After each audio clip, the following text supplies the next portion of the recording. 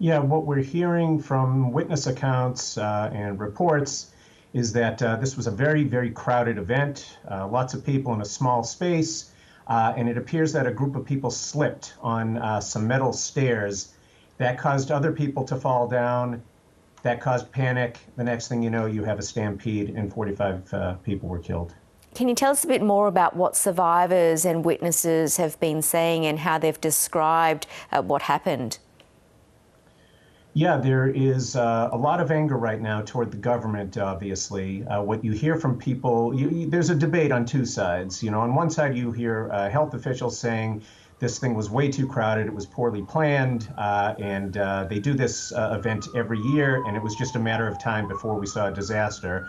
But the people who went and celebrated are very upset at police and at the government because they say that the procedures were changed this year. Areas that normally were used to exit the area were closed off, they say, by police barricades, and that caused more panic and people had nowhere to go. So you're seeing the beginning of a process of finger pointing.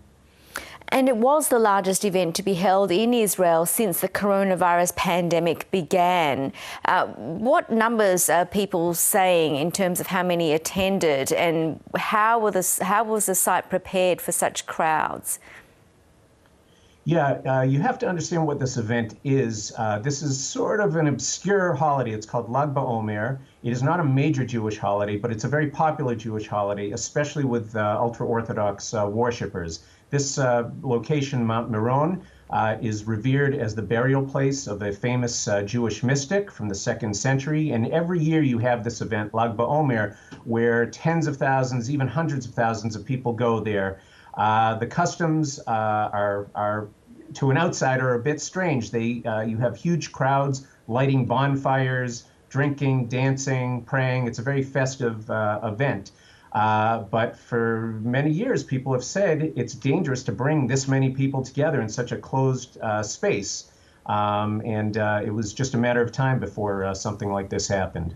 Well, officials did send a warning out due to the COVID risks. What else were authorities saying?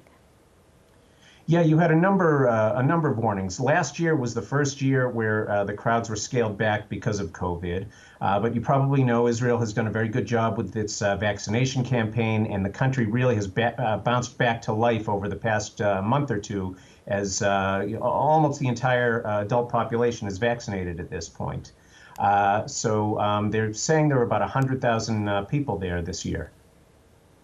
And how have authorities responded to the tragedy, what has happened? It's been described as the worst civilian disaster in modern history.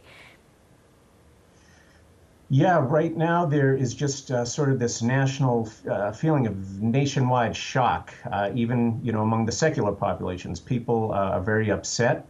Prime Minister Netanyahu went there to examine the location and to express his sympathy, and he was jeered by protesters. He was met there and people were yelling at him. So there's a lot of public anger.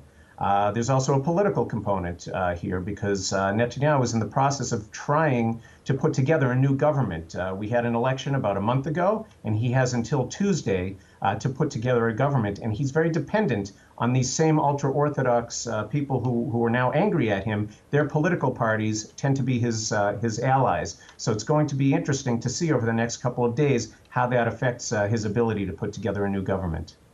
Indeed, Josef Federman, thanks so much for talking to us. We really appreciate it. Thank you.